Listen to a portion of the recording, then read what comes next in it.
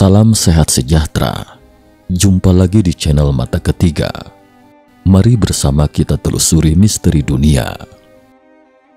Entah apakah teman-teman juga memperhatikan bahwa sejak munculnya ponsel dan jaringan media sosial, topik UFO dan tamu dari luar angkasa telah menarik perhatian luas masyarakat internasional setiap tahunnya. Konspirasi alien. Di langit yang cerah pada malam tanggal 26 Juni 2023, masyarakat di Spanyol Barat Laut dan Prancis Barat Daya keluar dari rumah untuk melihat sesuatu yang aneh di langit. Seperti jejak yang ditinggalkan sejenis pesawat, lintasan ini bertahan di angkasa selama lebih dari 1 jam sebelum lenyap dari pandangan mata. Warga setempat kemudian mengunggah foto dan video yang mereka rekam ke media sosial. Netizen yang penasaran pun segera melontarkan berbagai dugaan. Ada yang mengatakan itu adalah jejak dari beberapa senjata canggih yang digunakan dalam perang Rusia-Ukraina. Ada juga yang mengatakan bahwa itu adalah jejak pesawat jet. Selain itu, juga ada yang menduga itu adalah jejak yang ditinggalkan satelit Starlink. Dan spekulasi terakhir ini adalah dugaan yang paling menarik, mengatakan bahwa jejak itu ditinggalkan oleh pesawat luar angkasa alien yang muncul di Samudra Atlantik. Para penggemar UFO pun segera bergabung dalam diskusi untuk menduga maksud dari aksi alien tersebut. Ada yang berspekulasi apakah kedatangan alien ini untuk memata-matai manusia bumi, atau mereka akan secara resmi menyerang bumi dengan menunjukkan lintasannya kepada kita, atau ada konspirasi lain dan beragam spekulasi lainnya. Saat netizen sedang membahas objek misterius ini, sehari kemudian Kementerian Pertahanan Prancis pun angkat bicara. Ternyata lintasan aneh itu berasal dari pesawat hipersonik VMAX. VMAX adalah senjata hipersonik eksperimental Prancis. Glider VMAX ini ditargetkan untuk mencapai kecepatan lebih dari Mach 5 atau 6.000 km per jam. Tidak seperti rudal balistik yang lintasannya tetap saat diluncurkan, glider hipersonik dapat mengubah arah dengan kecepatan tinggi. Bahkan, Prancis berambisi agar glider atau pesawat peluncur ini dapat membawa hulu ledak konvensional maupun nuklir. Pada tanggal 26 Juni lalu, militer Prancis melakukan uji coba glider hipersonik VMAX di Teluk Biscay, wilayah barat daya negara tersebut, di Biscarrosse di garis pantai Atlantik barat daya Prancis. Glider hipersonik menggunakan sistem peluncuran boost glide, yaitu didorong oleh roket ke ketinggian puluhan kilometer di atmosfer bumi, sebelum akhirnya turun meluncur ke sasaran yang telah ditentukan dengan kecepatan hipersonik. Karena ia fleksibel dan bermanuver selama penerbangannya kembali ke atmosfer, lintasan penerbangannya sulit diprediksi apalagi dengan kecepatan ekstrim. Jadi tidak heran jika jejak ini dikira UFO oleh masyarakat awam. Militer Prancis awalnya tidak bersedia membeberkan informasi tentang VMAX. Namun karena foto dan videonya tersebar di mana-mana, sehingga membuat pihak militer Prancis harus angkat bicara dan mengakuinya secara terbuka tentang keberadaan VMAX. Mari kita ke topik selanjutnya.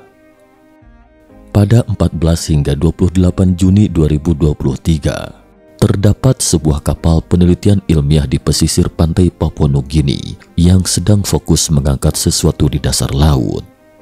Namun tak disangka, setelah kerja keras lebih dari 10 hari kemudian, benda yang berhasil diangkat itu seketika mengejutkan para ilmuwan. Berikut mari kita telusuri dari awal. Proyek Galileo. Sekelompok tim ilmuwan akan memulai proyek penelitian internasional yang dipimpin oleh Universitas Harvard untuk mencari bukti kehidupan di luar bumi seperti teknologi alien. Proyek ini dinamakan Galileo dipimpin oleh Profesor Astronomi Harvard, Avi Loeb bersama Frank Laukin, CEO Bruker Corporation, produsen peralatan ilmiah yang berbasis di Massachusetts, AS. Di video sebelumnya pernah disebutkan bahwa Avi Loeb sedang melakukan misi yang tampaknya mustahil. Proyek Galileo adalah proyek penelitian ilmiah internasional yang diluncurkan oleh Avi pada tahun 2021. Tujuannya adalah untuk secara sistematis mencari bukti kehidupan di luar bumi seperti teknologi alien, sekaligus mencoba menafsirkan fenomena UFO atau UAP. Saat ini, lebih dari 100 ilmuwan dari seluruh dunia telah bergabung dalam proyek ini. Pemimpin proyek Avi Loeb tampaknya sangat optimis. Ia mengatakan penelitian UFO akan mampu membuahkan hasil yang layak dalam waktu 2 tahun sejak tahun 2022. Tolong beri saya waktu 2 tahun lagi dan lihat saja apakah ada peradaban luar bumi dan bagaimana mereka mengunjungi bumi. Pernyataan ini sangat menarik perhatian dunia karena penelitian UFO saat ini sebagian besar dilakukan oleh organisasi non-pemerintah dan hanya sedikit bukti berkualitas rendah yang dapat dikumpulkan, sehingga hanya dipandang sebelah mata oleh para ilmuwan arus utama. Sementara itu, beberapa penelitian tentang UFO dilakukan secara rahasia oleh pemerintah dan tidak pernah dipublikasikan apalagi dapat diakses oleh masyarakat umum. Oleh karena itu, sebagian besar fenomena alien yang diungkapkan selama ini tidak dapat dipercaya oleh masyarakat. Namun lain halnya jika sosok orang seperti Avi Loeb bergabung dengan tim. Pertama, sumber daya yang dikerahkan oleh Avi tidak sama dengan proyek sejenis lainnya. Proyek yang diluncurkannya menggunakan teleskop dan peralatan penginderaan tercanggih di dunia. Dan data yang dikumpulkan dari proyek tersebut juga akan dikirim ke komunitas ilmiah untuk ditinjau. Publikasi dalam jurnal ilmiah yang ditinjau oleh rekan sejawat merupakan penelitian ilmiah yang sepenuhnya transparan. Avi menerapkan jalur berdasarkan bukti konkret. Tentu saja tidak sama dengan lapak media independen yang hanya bercerita seperti kami ini. Jadi, komunitas ilmiah yang memiliki status bergengsi pun tidak bisa memandang sebelah mata pada proyek Avi Loeb. Saat ini terdapat 3 kategori objek yang diteliti oleh Avi, dari yang terjauh hingga yang terdekat dengan bumi. Pertama adalah objek antar bintang yang dekat dengan bumi, yaitu objek yang berasal dari luar tata surya. Kedua adalah artefak yang berada di orbit bumi. Dan yang terbaru, fenomena kendaraan udara yang tidak dapat dijelaskan secara ilmiah di atmosfer bumi, disebut juga Autonomous Aerial Vehicle, AAV. Objek penelitian pertama dari proyek ini adalah objek antar bintang pertama yang muncul di tata surya pada tahun 2017, yaitu Oumuamua. Setelah Oumuamua, batuan dari luar tata surya yang terlihat mengunjungi sistem tata surya pada Oktober 2017. Kini astronom berpikir mereka telah menemukan batuan asing lainnya berkeliaran di ruang antar bintang-bintang bergerak mendekati tata surya kita. Tapi kali ini, kunjungan ini mungkin akan lebih lama, menawarkan peluang ilmiah yang belum pernah terjadi sebelumnya. Objek yang ditemukan oleh astronom amatir Ukraina, Zenady Borisov, pada 30 Agustus 2019 lalu, sudah dikonfirmasi oleh Minor Planet Center NASA sebagai sebuah komet dan diberi nama C-2019-Q4 atau komet Borisov. Borisov bekerja di Observatorium Margo, Nauchny, Crimea, dan dengan teleskop yang dirakitnya setengah tahun yang lalu. Borisov melakukan pengamatan pada daerah langit yang dihindari oleh kebanyakan astronom karena mengarah pada daerah yang terang dekat horizon, sehingga dapat menyulitkan pengamatan dan dapat merusak sensitivitas optik teleskop. Pengamatan dilakukan pada arah timur laut dekat horizon sekitar rasi Gemini. Terkait Omomo sebelumnya sudah pernah diulas, jadi kami tidak akan membahasnya lebih lanjut di sini. Kita kembali ke topik tersebut di atas.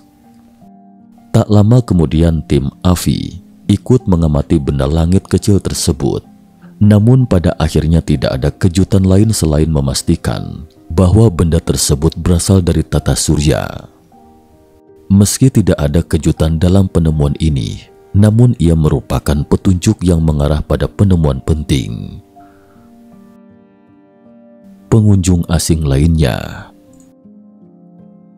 Ketika tim AFI melacak dan mempelajari benda angkasa kecil ini, mereka memperhatikan bahwa pusat penelitian objek dekat bumi milik NASA memiliki database seperti itu.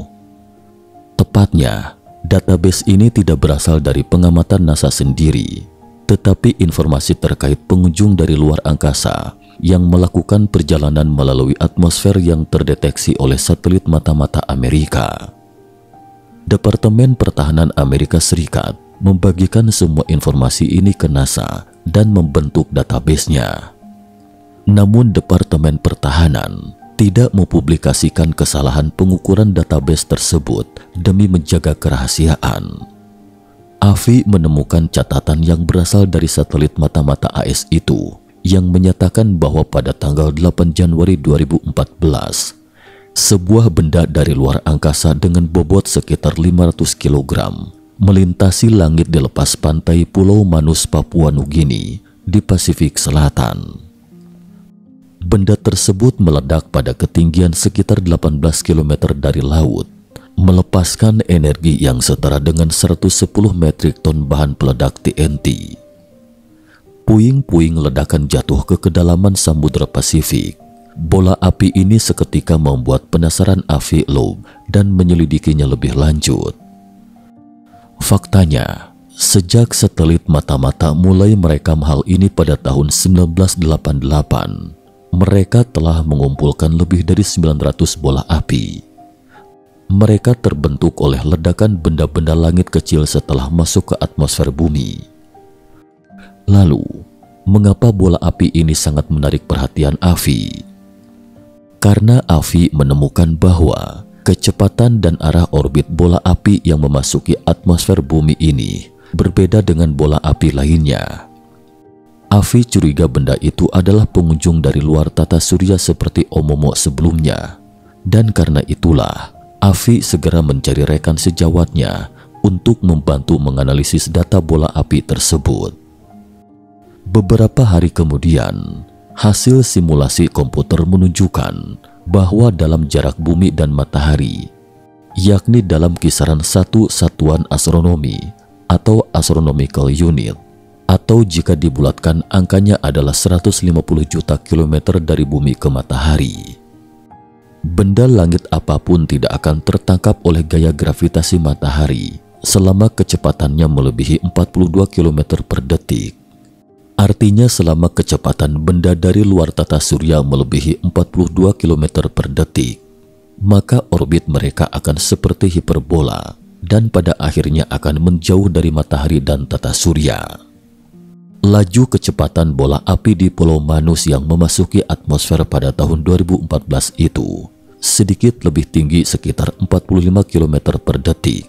Kecepatannya secara relatif terhadap matahari itu mendekati 60 km per detik dan lintasannya berupa hiperbola, sehingga menurut AFI Loeb bahwa bola api di Pulau Manus itu adalah benda di luar tata surya dan merupakan meteor antar bintang. Dikatakan meteor adalah pernyataan paling konservatif yang bisa diterima publik. Menemukan puing-puing pesawat alien. Rekan-rekan kerja AFI Loeb hanya bisa geleng-geleng kepala melihat aksinya. Coba pikirkan, sebagian puing-puing yang berjatuhan pasca ledakan di ketinggian 18 km dan tenggelam ke laut dalam Pasifik Selatan. Bukankah itu mustahil untuk ditelusuri? Tapi AFI tidak peduli dengan hal ini. Ia membawa peralatan pencarian mutakhir dan lebih dari 20 ahli segera berlayar ke Samudra Pasifik yang luas. Setelah mencari lebih dari 10 hari, instrumen di kapal mereka akhirnya mendapat sinyal. Tim ekspedisi ilmiah segera mengangkat sejumlah pecahan bolid berdasarkan sinyal tersebut.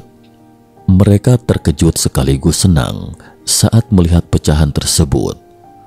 Senang karena ada sekitar 50 pecahan bolid, dan terkejut karena pecahan tersebut ternyata berisi beberapa bola logam kecil dengan diameter hanya beberapa milimeter, seperti komponen dari instrumen presisi.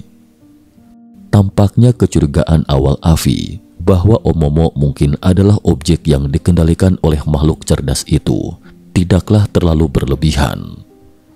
Setelah dilakukan pengukuran kasar, ditemukan bahwa komposisi pecahan tersebut terdiri dari magnesium, titanium, dan besi. Ini adalah kombinasi unsur yang sangat tidak biasa dibandingkan material di bumi. Sehingga Avi yakin unsur tersebut diyakini berasal dari meteor IM-1. Yang membuat tim Avi semakin tercengang adalah kekuatan material dari pecahan-pecahan ini melebihi kekuatan semua material benda langit dari luar angkasa dalam database NASA. Artinya, kemungkinan mereka adalah material yang terbentuk secara alami di alam semesta itu sangatlah rendah. Avi meyakini asal-muasal IM-1 sangat berbeda dengan lingkungan tata surya dan mungkin merupakan produk teknologi alien. Dengan kata lain, IM-1 ini kemungkinan besar sama dengan Omomo, sejenis wahana peradaban alien. Sontak saja, kawanan kuli tinta pun segera menemui Avi Loeb setelah mendengar berita tersebut. Avi pun jauh lebih berhati-hati saat berbicara di depan kamera. Dia mengatakan bahwa pekerjaan penelitian sebenarnya baru dimulai setelah pecahan-pecahan ini berhasil diangkat dari dasar laut. Setelah kembali ke laboratorium, dia akan menganalisis secara detail komposisi IM-1 tersebut bersama timnya. Diharapkan dapat mengungkap kemungkinan asal-muasal IM-1 sekaligus mengungkap dari mana asal pencipta alien yang menciptakannya. Namun komunitas ilmiah tradisional tidak menanggapi proyek Galileo Avi. Mereka umumnya menanggapi Avi sebagai karakter mirip Don Quixote atau Don Quixote, sang bangsawan cerdik yang terlalu idealis, yang seringkali harapan dan kenyataannya berbanding terbalik. Kebanyakan komunitas ilmiah tradisional ini masih mempertahankan konsep pemikiran era 1970-an untuk mengeksplorasi peradaban luar bumi. Seperti pada tahap awal ketika NASA mulai berinvestasi dalam pencarian kecerdasan luar bumi. Lalu, apa bedanya tahap awal ini dengan pemikiran Avi? Eksplorasi awal alien terutama berfokus dari sisi gelombang radio. Percaya bahwa radio adalah sarana universal bagi kehidupan cerdas untuk mengirimkan informasi dari jarak jauh. Terlepas dari planet manapun, selama bisa menangkap gelombang radio dari luar bumi, selamat, Anda telah menemukan peradaban asing. Namun masalahnya adalah, semakin banyak uang yang diinvestasikan dalam proyek ini, tenaga kerja juga semakin melimpah, dan peralatan menjadi semakin canggih. Teleskop radio besar dibangun di mana-mana, tetapi setelah setengah abad, tidak ada petunjuk apapun yang ditemukan. Jadi menurut Avi, kita harus mengubah pola pemikiran kita, dan tidak bisa hanya bergantung pada gelombang radio saja.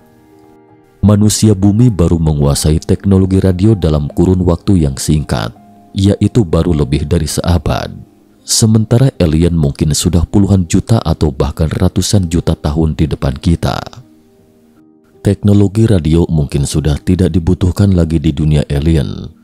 Mereka mungkin sudah lama meninggalkannya karena terlalu primitif dan ketinggalan zaman. Oleh karena itu, berdasarkan hipotesis ini, Avi percaya bahwa pencarian artefak luar bumi atau artefak teknologi alien mungkin merupakan strategi yang lebih baik untuk menemukan peradaban luar bumi. Astronom Jason Wright pun sependapat dengan gagasan Avi Loeb. Menurutnya, bahwa artefak peninggalan peradaban alien di tata surya mungkin telah terakumulasi dalam jumlah besar, seperti kotak masuk email yang tidak dibuka selama lebih dari 4 miliar tahun, dengan tumpukan email yang tak terhitung jumlahnya di dalamnya. Lantas, mungkinkah meteor IM-1 yang ditemukan Avi itu merupakan objek yang dikirim oleh peradaban alien? Tentu saja, belum ada kesimpulan yang bisa diambil saat ini. Belum ada jawaban awal sampai analisis ilmiahnya selesai. Dalam akhir tulisannya di Medium, Loeb bercerita soal sikap skeptis para koleganya di Harvard. Salah seorang kolega membisikkan, banyak orang di sini berpendapat Anda hanya membuang waktu. Ia menilai ekspedisinya bisa digambarkan oleh pernyataan filsuf Arthur Schopenhauer, semua kebenaran melalui 3 tahap. Pertama dicemooh, kedua dibantah dengan keras, ketiga diterima karena terbukti dengan sendirinya. Menurut Loeb, temuannya di dasar Samudra Pasifik merupakan tahap ketiga. Dalam beberapa dekade terakhir, sekeras apapun manusia di bumi menguras otak untuk menemukan peradaban luar bumi, mereka hanya menemukan beberapa petunjuk yang samar-samar, namun tidak ada yang pasti. Jadi sekarang, sepertinya Avi Loeb itu benar. Mengubah pola pikir adalah strategi terbaik. Ini seperti orang dewasa yang bermain petak umpet dengan anak-anak TK. Anak-anak dapat menemukan orang dewasa karena orang dewasa ingin mereka menemukannya. Sekian dan terima kasih atas perhatiannya.